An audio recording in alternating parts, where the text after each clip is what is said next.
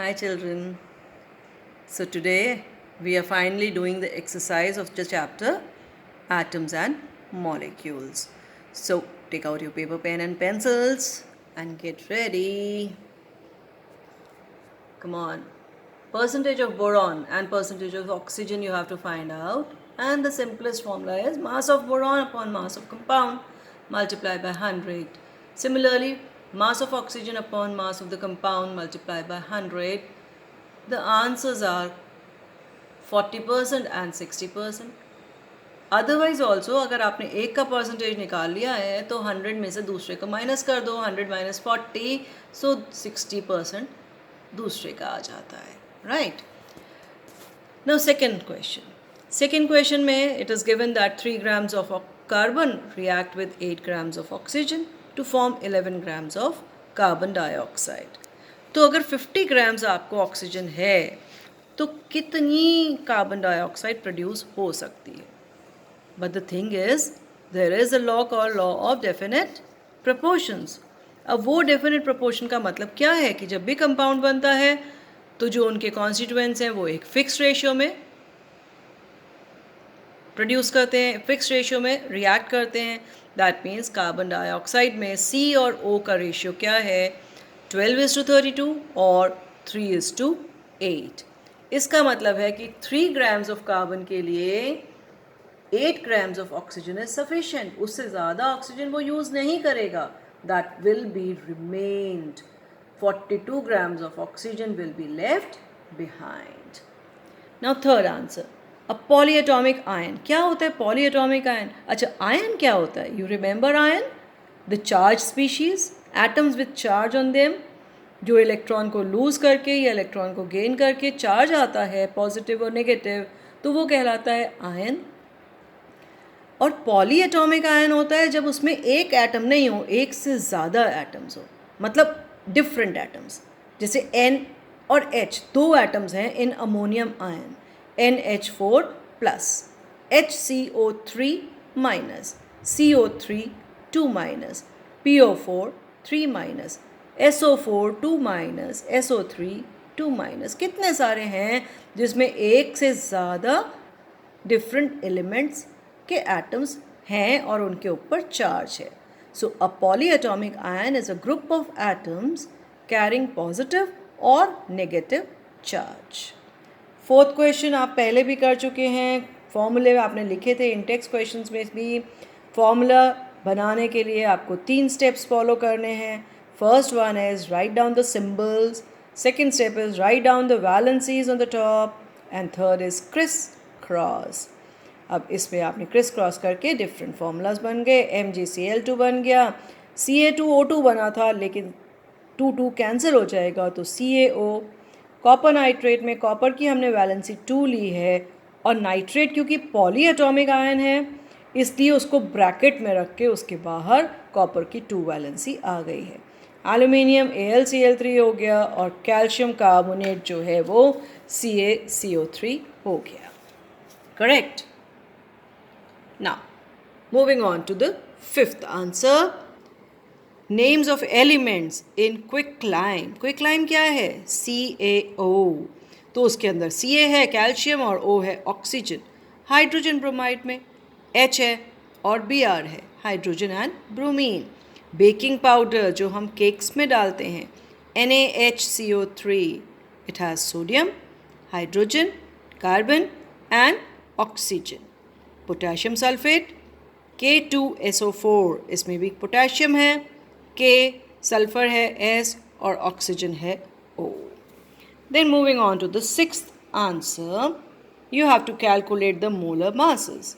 अब molar mass निकालने के लिए हमें 2 चीज़ें देखनी हैं कि जो एलिमेंट्स हैं उनका मास पता होना चाहिए और एलिमेंट्स के एटम्स कितने हैं वो देखने हैं. तो दोनों को मल्टीप्लाई करना है और डिफरेंट एलिमेंट्स को, डिफरेंट एटम्स को ऐड करके.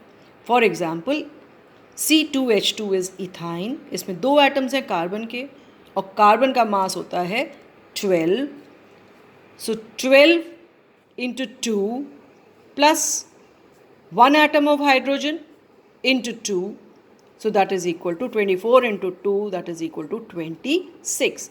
सल्फर S8, सल्फर का मास है 32 और 8 एटम्स हैं, तो आंसर हो गया 32 into 8 256. Phosphorus is again a tetratomic molecule. इसकी एटॉमिसिटी होती है 4, इसके एटम्स हैं 4 और एक एटम का मास है 31, तो 31 into 4 that is equal to 124. Hydrochloric acid में दो एलिमेंट्स हैं H और Cl, तो 1 plus 35.5 36.5. Nitric acid is HNO3, तो H का मास है 1, N का मास है 14 और O का 3 एटम्स का मास है 16 into 3 that is equal to 48. सो टोटल आ गया उसका 63. Now moving on to the 7th question. Mass of 1 mole of nitrogen atom. किसी भी चीज़ का 1 मोल का मास जो है वो उसी के एटॉमिक मास के बराबर होता है और नाइट्रोजन का एटॉमिक मास है 14, सो 1 मोल का मास हो गया 14 ग्राम्स. सिमिलरली एल्यूमिनियम के 4 मोल्स को हम कैसे लिख सकते हैं 4Al, तो 4 इंटू 27 उसका एटॉमिक मास है 108 ग्राम्स हो गया.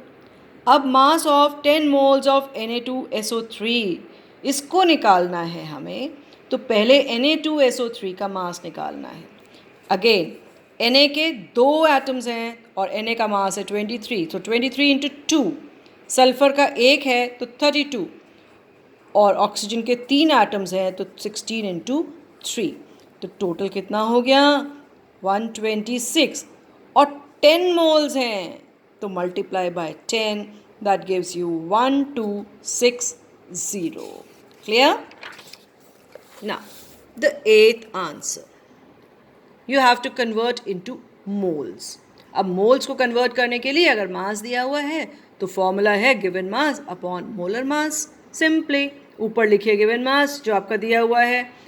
ऑक्सीजन का 12 ग्राम्स दिया है और मोलर मास आपको निकालना है. ऑक्सीजन गैस का फॉर्मूला होता है O2, तो 16 into 2. Do like that. Similarly 20 grams of water, तो वाटर का मोलर मास निकाल लीजिए. 2H और एक ऑक्सीजन का मास हो गया 16 प्लस 2 18, सो गिवन मास है 20 upon 18 that is 1.11 moles.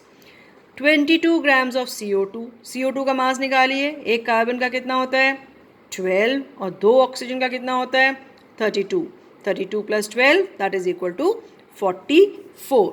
So 44 is the molar mass and 22 is the given mass. 22 upon 44 is equal to 1 by 2 is equal to 0.5 moles. Answer number 9. Mass of 0.2 moles of oxygen atom. अब ये आपको बहुत careful रहना है कहाँ पे atom दिया है कहाँ पर मॉलिक्यूल दिया है, क्योंकि उसी हिसाब से मॉलिक्यूलर मास चेंज हो जाते हैं. नाउ मास निकालने का फॉर्मूला है N, that is number of moles multiply by the molar mass. N given है 0.2 और ऑक्सीजन एटम का मास होता है 16, तो 0.2 into 16 is equal to 3.2 grams.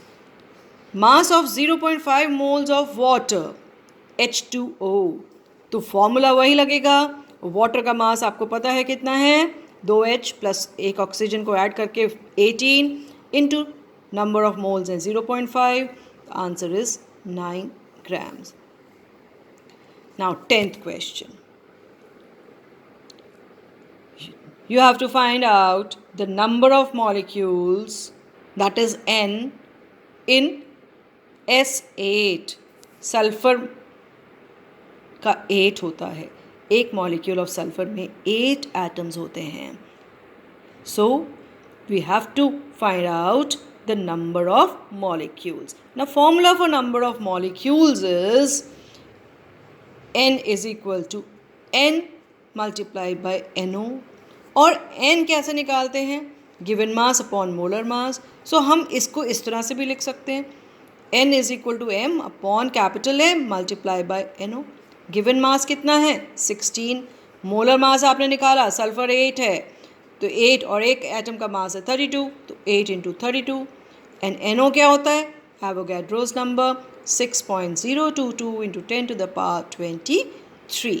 सो इसको सॉल्व करेंगे 1 upon 16 into 6.022 into 10 to the power 23 और इसको डिवाइड कर लीजिए 16 से, तो आंसर आ जाएगा 3.76 into 10 to the power 22 molecules.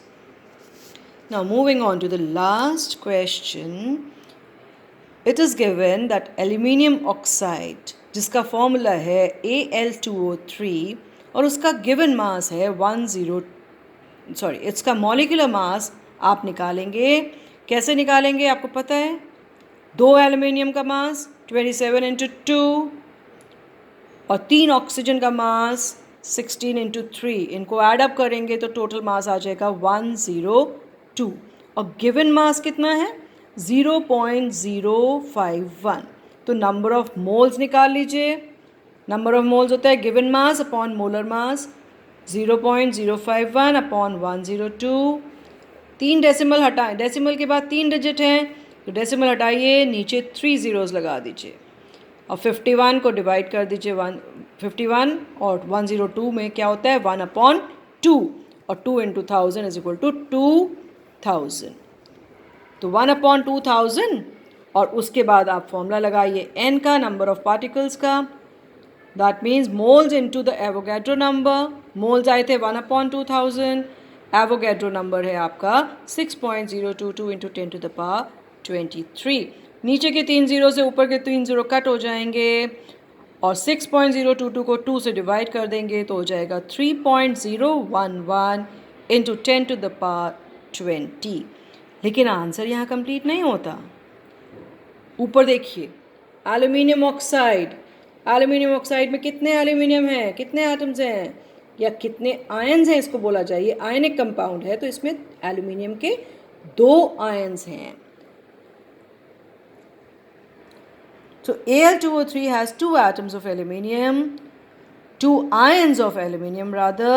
So aluminium के total number क्या हो जाएंगे, उसको 2 से मल्टीप्लाई कर देंगे। 2 into 3.011 into 10 to the power 20। इसको अच्छे से समझ लीजिए। Hope it's clear to you. Now finally remember these formulas, they are very very important for this chapter. Moles को फाइंड करने के लिए आपके पास 2 फॉर्मूलाज हैं, given mass upon molar mass. अगर मास गिवन है तो m अपॉन कैपिटल M, और अगर पार्टिकल्स गिवन हैं तो number of particles upon the Avogadro number n upon NO। मास निकालना है तो m is equal two moles into the molecular mass, particles निकालने हैं तो moles into the Avogadro number. और अगर particles are given, mass is asked, और mass is given and particles are asked, तब आप दोनों तरफ को मोल मोल को इक्वलाइज कर दीजिए। ये m अपॉन m भी मोल होता है और n अपॉन n0 भी मोल होता है, तो you can write them in front, m upon m is equal to n upon NO। और फिर इस फॉर्मूला से आप कुछ भी निकाल सकते हैं अगर वाइस वर्सा निकालना है, पार्टिकल्स या mass. Okay children, so this was the exercise to the lesson atoms and molecules. Hope every answer is clear to you. अब अच्छे से पढ़ाई करिए, प्रिपेयर करिए, लर्न करिए और कोई डाउट हो तो मुझसे पूछ सकते हैं आप। Until then, coming up with the next chapter. Bye bye.